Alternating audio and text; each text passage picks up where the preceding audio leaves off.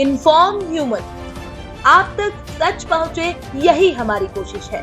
Inform human में आप सभी दर्शकों का बहुत स्वागत है।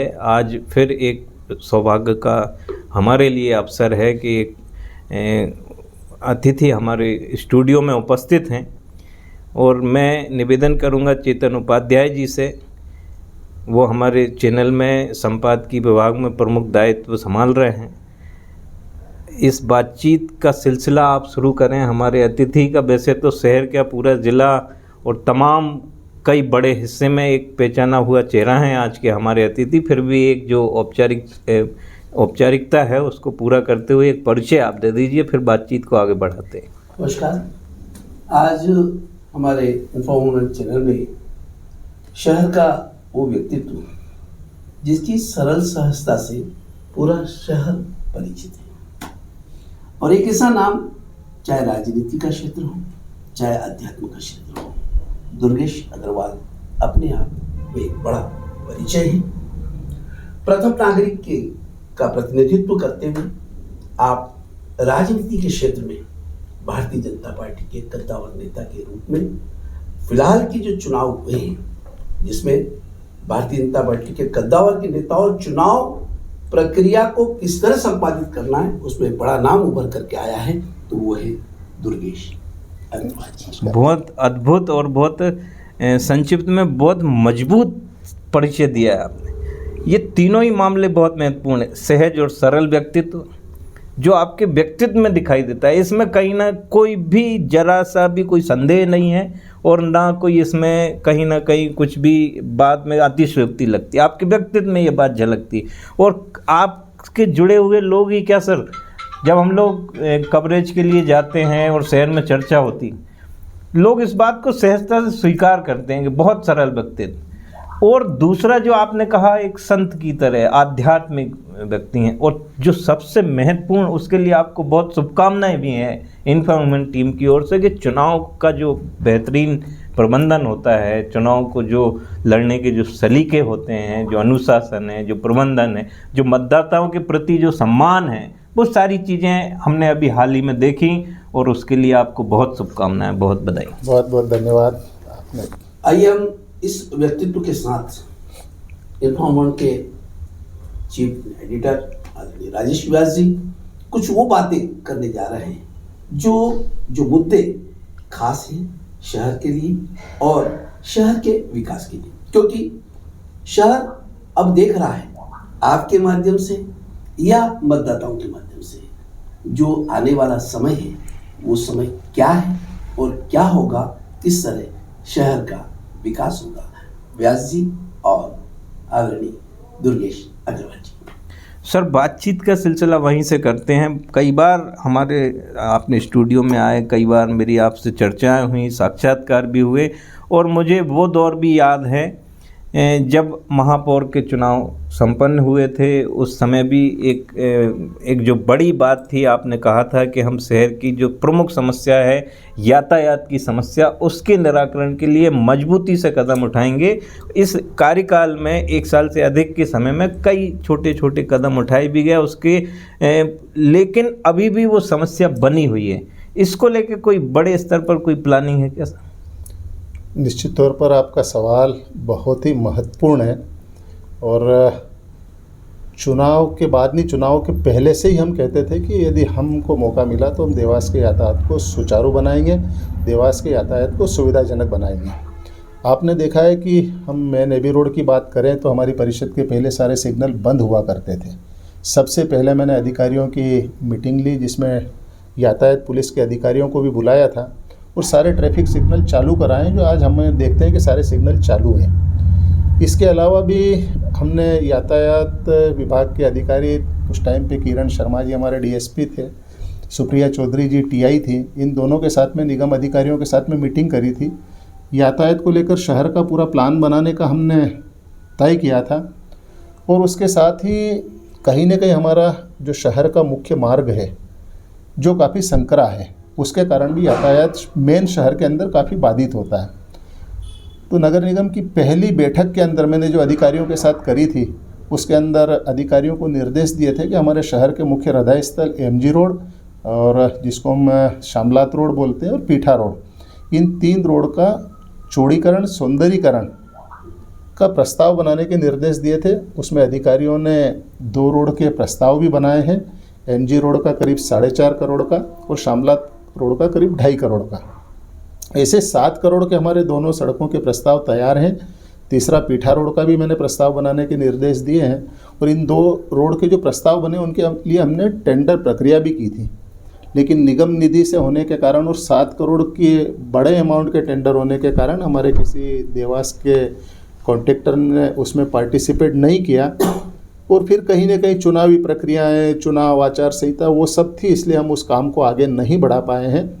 किंतु अब हम शीघ्र ही वापस हम टेंडर प्रक्रिया करेंगे और जैसे ही उसका ठेका होता है, जैसे ही टेंडर हो जाता है तो हम उस ठेकेदार से एग्रीमेंट करके वर्क ऑर्डर जारी करेंगे और वर्क ऑर्डर जारी करके एमजी रोड और शामलात रोड 2 रोड जिनको हमने अभी प्रोजेक्ट तैयार कर लिया है,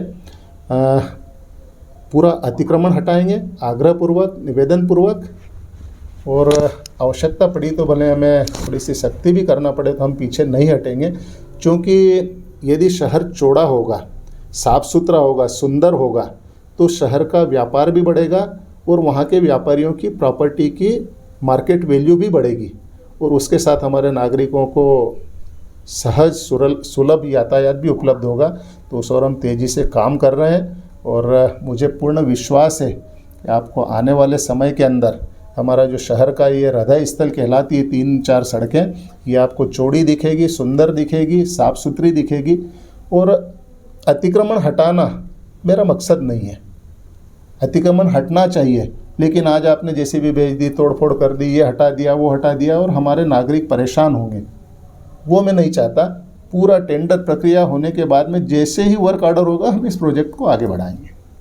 सर, इसमें एक और मामला आया था नगर निगम सभापति रवि जैन से जब हमने बात की, ये भी उसी समय की बात है 6-8 महीने पहले की, एमजी रोड को लेके बातचीत हो रही थी। बोले वन वे करने को लेके प्रस्ताव हो रहा है, बैठकें चल रही हैं, डीएसपी करण शर्मा भी अपने स्तर पर तैयारी कर रहे हैं, फिर वो मामला ठंडे बस्ते में चला गया। तो इस संदर्भ में आपको भी कुछ है क्या? उसको लेकर मैं कहना चाहूँगा कि अभी हमारे दोनों ही अधिकारी का स्थानांतरण यहाँ से हुआ है। मैं फिर से ट्रैफिक डीएसपी और ट्रैफिक टीआई के साथ शीघ्र ही नगर निगम अधिकारियों को बिठाकर मैं बैठक करूंगा और उनसे यातायात को पूरा प्लान करवाऊंगा और प्लान कराने के बाद में जहां यातायात पुलिस को काम करना उनका सहयोग लेंगे और जहां नगर निगम को काम करना अधिकारियों से काम करवाएंगे और लगा कि हमें वन वे करने से यातायात में सुविधा मिलती है तो हम वो भी शीघ्र करेंगे। मतलब आपको ये लगता है कि सर ये मामला थोड़ा सा धीमा हो रहा है, ये प्रक्रिया थोड़ी सी स्लो हो रही? मैं स्वीकार करता हूँ उसको कि साल भर से ज़्यादा हुआ है, पर कहीं न कहीं पिछले 6 महीने पूरे के पूरे मुझे स्वीकार करने में कहीं संकोच नहीं कि चुनाव में निकल गए जी। हम लोग भी चुनावी व्यस्तता में पार्टी के निर्देश, लगातार पार्टी के कार्यक्रम, चुनाव को लेकर विकास कार्य और उन सब कामों में हम व्यस्त हुए थे, इसलिए थोड़ा सा इसकी गति धीमी रही थी, किंतु अब हम इसको स्पीडली करने का प्रयास करेंगे और आपको जल्दी ही इसके नतीजे भी देखने को मिलेंगे। ऐसे ही कुछ मामले, ये तो हृदय स्थल है और इनको चिन्हित आपने किए ही हैं, लेकिन सर अंदर जो कॉलोनियों में भी कुछ अव्यवस्थाएं देखने को मिल रही हैं। वहाँ कई बार लोगों ने अपनी मन मर्जी से अपने अपने घरों के सामने स्पेस बढ़ा लिए हैं, ये इससे जो आम लोगों की आवाजाही में बड़ी परेशानी, क्या ये भी पॉइंट आउट है ये मामले? आपने बहुत सुंदर प्रश्न किया है और इसमें मेरा इतना कहना है, इस समस्या के जनक हम सब हैं। जिन रहवासियों को आवाजाही में परेशानी आती है उन खुद ने भी अतिक्रमण करा है जी। मैं स्वयं आवास नगर कॉलोनी में रहता था। 100 में 99 घर, मैं 100 बोलूँ तो अतिशयोक्ति नहीं है कि हमारे जो प्लॉट एरिया होता है उसको तो हमने पूरा प्लान करके बनाया ही है। उसके बाद में आगे फिर हमने तार फेंसिंग लगा लिए, पौधों की बाड़ लगा ली और फिर हमने 4 से 8 और 10 फीट का सीमांकन करके और उसको हमने घेर लिया है। और ये 1 और 2 और 4 अपवाद स्वरूप हो तो हम उनको कल हटा देंगे, लेकिन 100 में 99 लोगों ने अतिक्रमण करा है और आज उस अतिक्रमण के कारण असुविधा होती है तो उन्हीं लोगों को होती है। तो मेरा इस विषय में कई बार मेरे नागरिक बंधुओं से भी बात हुई है, हमारे पार्षदों से भी बात हुई है।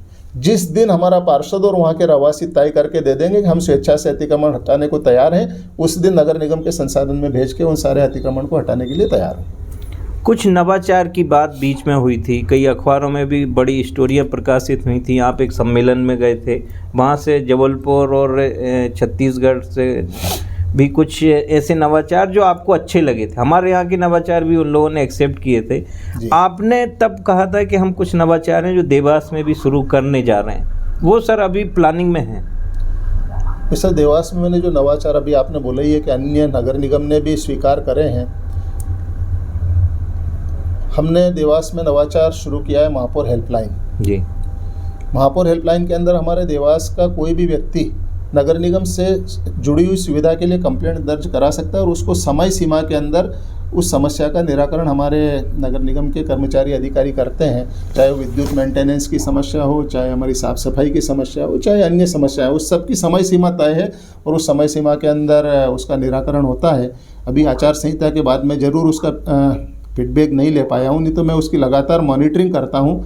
और जब मैंने लास्ट मॉनिटरिंग करी थी तो मैं रजिस्टर लेके बैठता हूँ कंप्लेंट बुक का, और उसमें से चिन्हित कोई भी 10 लोगों से बात करता हूँ। तो मुझे खुशी है कि 10 में से 9 लोगों ने बोला था कि हमने नगर निगम में कंप्लेंट करी थी और हमारी समस्या का निराकरण हुआ है। ये इस नवाचार को हमारे जबलपुर महापौर ने उठाया, कांग्रेस के हैं वहाँ पर, और उन्होंने उठाया और उन्होंने उनके नगर निगम में महापौर हेल्पलाइन शुरू करी। ऐसा हमने देवास नगर निगम में जन्म मृत्यु प्रमाण पत्र कोरियर के माध्यम से घर भेजने की सुविधा प्रारंभ करी, और ये पूरे मध्य प्रदेश में देवास नगर निगम इकलौती है जिसमें शुरू भी हुई थी और आज भी केवल देवास नगर निगम में ही चल रही पूरे मध्य प्रदेश के अंदर। जैसे हमारे किसी परिजन की दुखद घटना होती है, मृत्यु होती है, और वो मुक्ति धाम में अंत्येष्टि के लिए जाते हैं, हमने वहीं पर फॉर्म उपलब्ध कराया है। उनको केवल लकड़ी कंडे की रसीद बनती है, उसके साथ में एक फॉर्म को भरना है। उस फॉर्म को उन्होंने वहाँ पे भर दिया, उसके बाद में उन परिजन की ड्यूटी खत्म हो जाती है। फिर हमारा नगर निगम का कर्मचारी उस फॉर्म को लाकर नगर निगम में देता है। फिर जन्म मृत्यु प्रमाण पत्र विभाग से मृत्यु प्रमाण पत्र बनाकर उसमें महापौर का संवेदना पत्र लगाकर कोरियर के माध्यम से उनके घर भेज रहे हैं। इसी प्रकार जन्म प्रमाण पत्र का भी हमने शुरू करा है। हमारे घर कोई भी नया मेहमान आता है तो वो जिस भी अस्पताल में उस बच्चे का जन्म होता है वहाँ पर भी हमने सारे प्राइवेट हॉस्पिटल में हमारे जन्म प्रमाण पत्र के फॉर्म उपलब्ध कराए हैं। हॉस्पिटल की फॉर्मेलिटी के साथ में ही जन्म प्रमाण पत्र का एक फॉर्म भर देंगे, उनकी जवाबदारी खत्म। उसके बाद में फिर हम वही हॉस्पिटल से वही प्रोसेस है, हॉस्पिटल का कर्मचारी हमारे नगर निगम में जन्म मृत्यु प्रमाण पत्र विभाग में वो फॉर्म ला के देता है। हमारे अधिकारी जन्म प्रमाण पत्र बना के 1 सप्ताह के अंदर महापौर का शुभकामना संदेश के साथ में जन्म प्रमाण पत्र कोरियर से हम घर भिजवा रहे हैं। हमने एक अनूठी पहल ये शुरू करी है और मुझे कहने में कहीं संकोच नहीं है। इसके पहले जन्म और मृत्यु प्रमाण पत्र के लिए देवास के नागरिक नगर निगम में 4, 6, 8 चक्कर लगाते थे और कई बार आर्थिक भी परेशान हो जाते थे।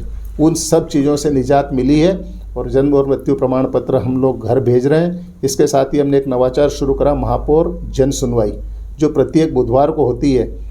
कलेक्टर जन सुनवाई में बैठने वाले अधिकारी कहते हैं, मुझे तो इस महापौर जन सुनवाई की सफलता वहीं से मिलती है कि वो कहते हैं कि मंगलवार की जन सुनवाई की भीड़ खत्म हो गई।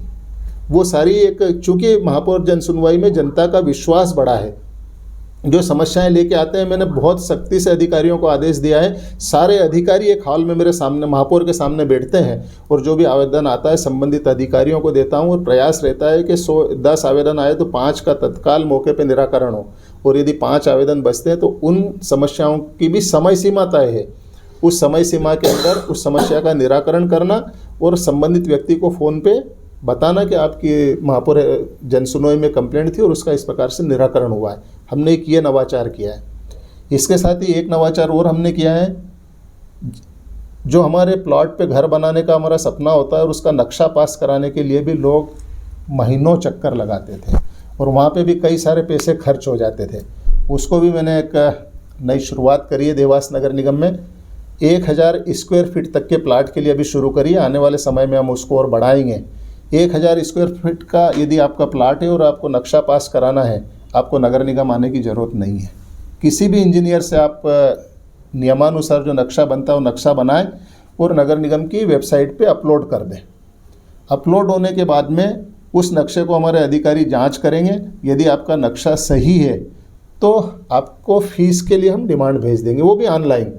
आप ऑनलाइन फ़ीस जमा करा देंगे, अगले 24 घंटे के अंदर स्वीकृत नक्शा करके आपको ऑनलाइन ही उपलब्ध करा दिया जाएगा।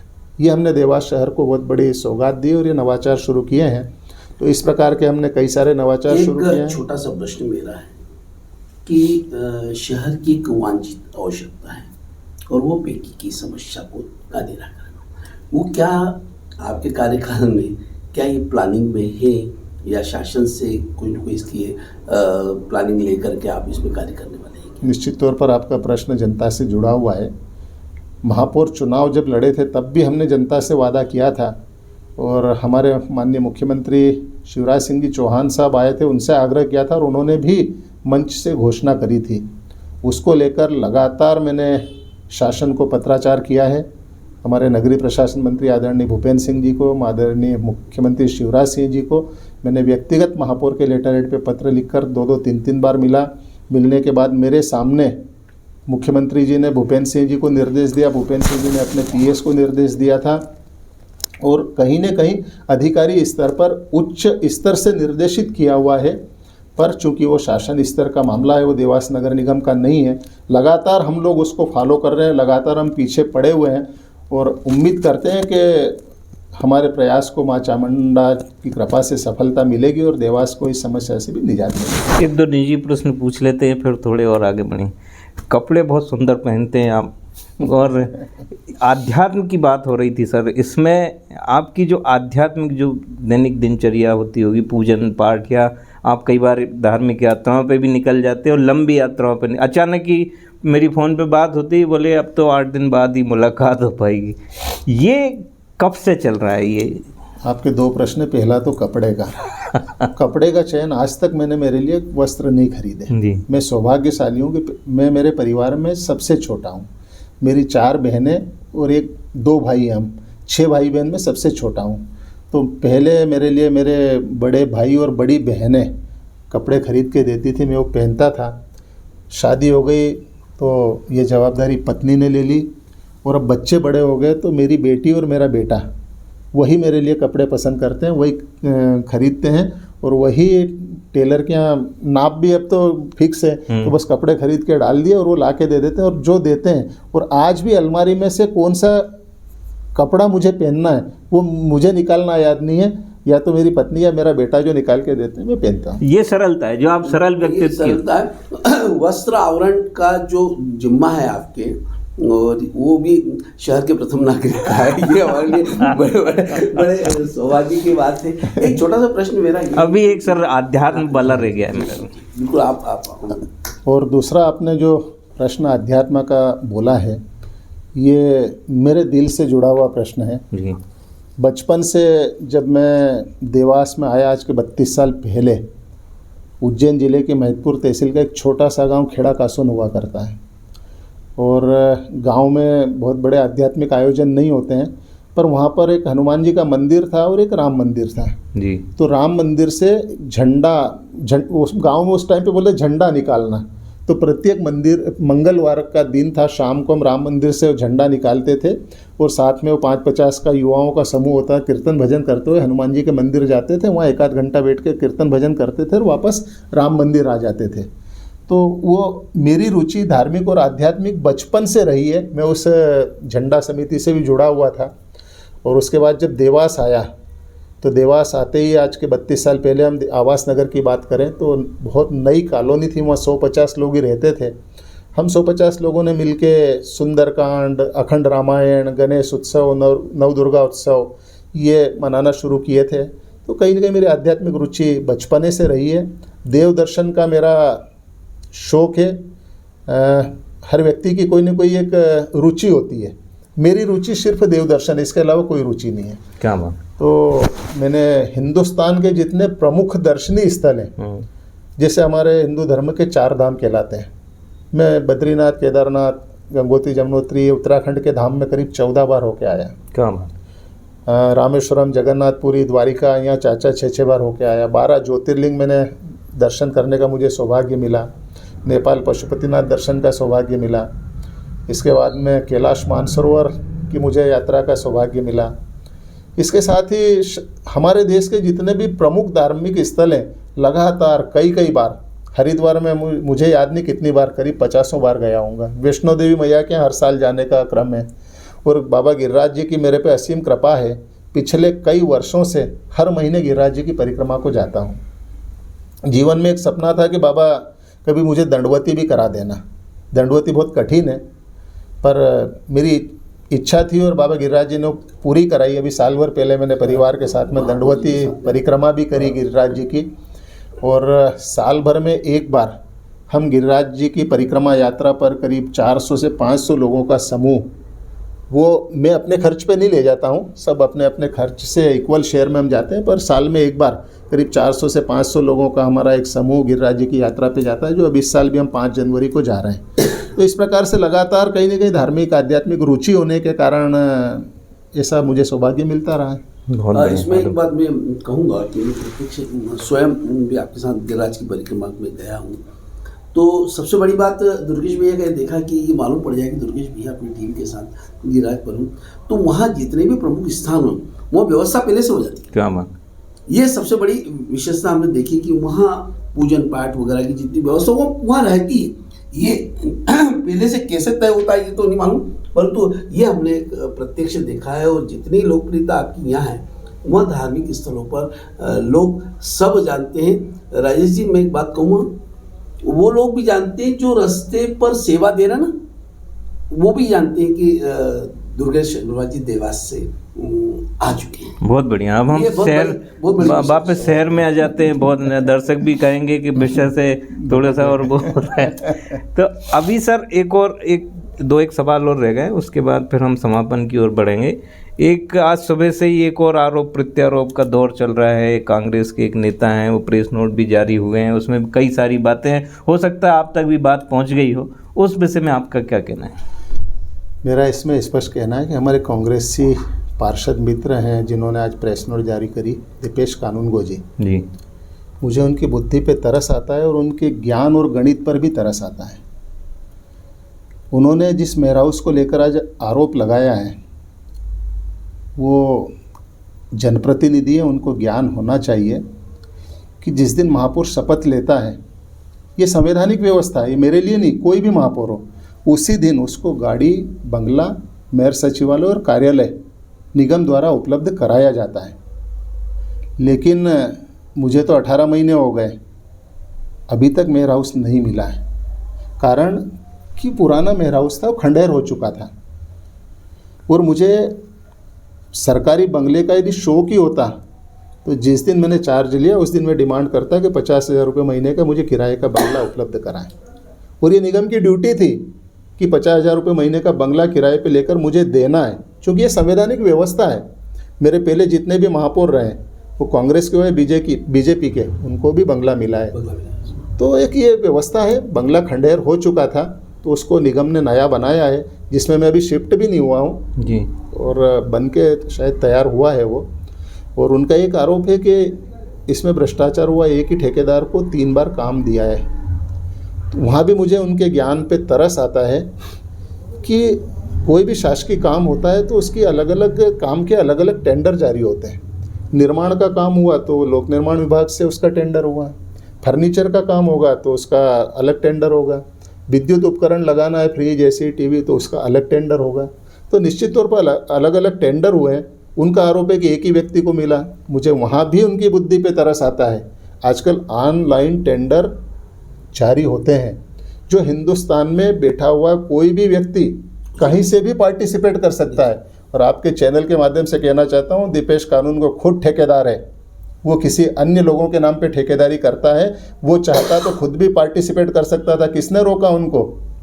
कम से कम आरोप लगाने के पहले अपने ज्ञान का आकलन कर लेना चाहिए, उसके बाद ही आरोप लगाना चाहिए। उनको मैं उदाहरण उनके कांग्रेस के मुख्यमंत्री कमलनाथ जी का ही देना चाहूँगा। जब 15 महीने के लिए कमलनाथ जी मुख्यमंत्री बने थे, तब जिस सीएम हाउस में शिवराज जी ने 15 साल निकाले, उनको पसंद नहीं आया। उन्होंने वहाँ पर करोड़ों रुपए खर्च करके रिनोवेशन कराया था। दुर्भाग्य की बात है कि सरकार गिर गई, वो उसका लाभ नहीं ले पाए। तो उसमें मेरा कमलनाथ जी पे भी आरोप नहीं है, क्योंकि उनका अधिकार बनता है।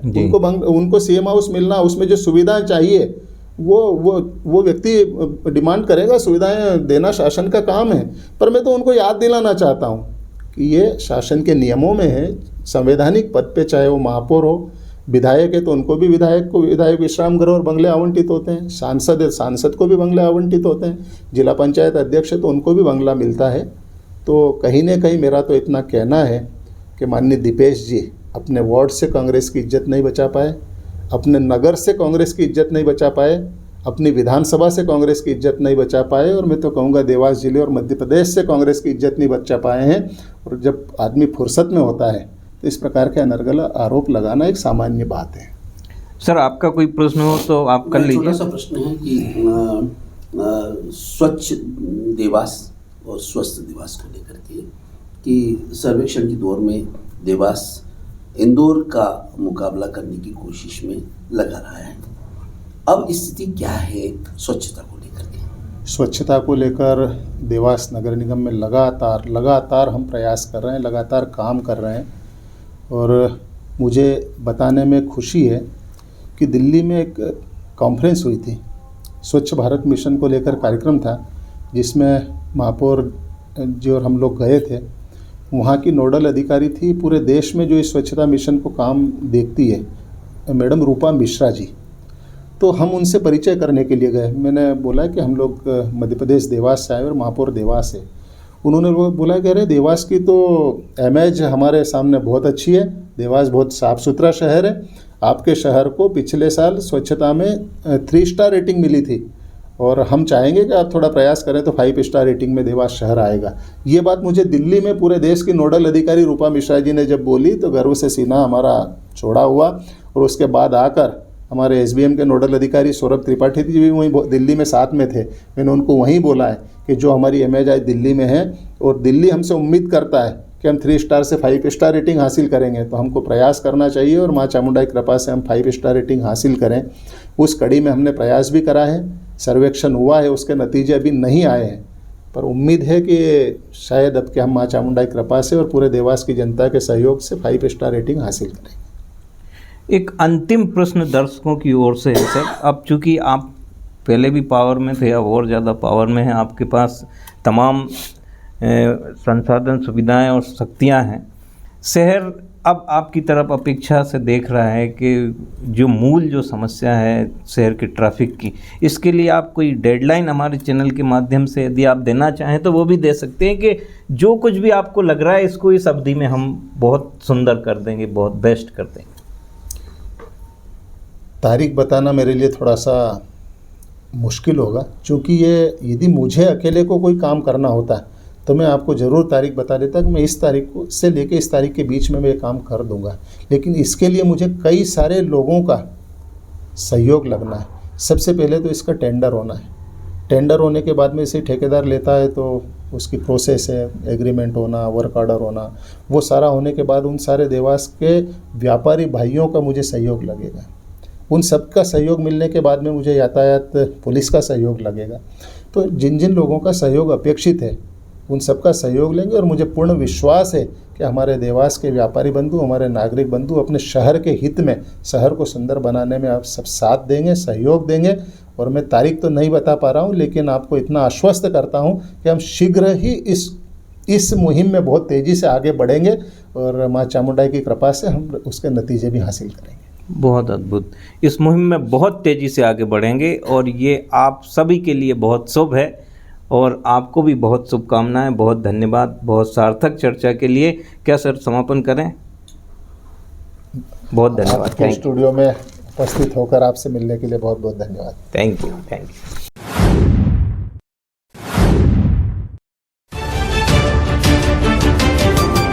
इन्फॉर्म ह्यूमन, आप तक सच पहुंचे, यही हमारी कोशिश है।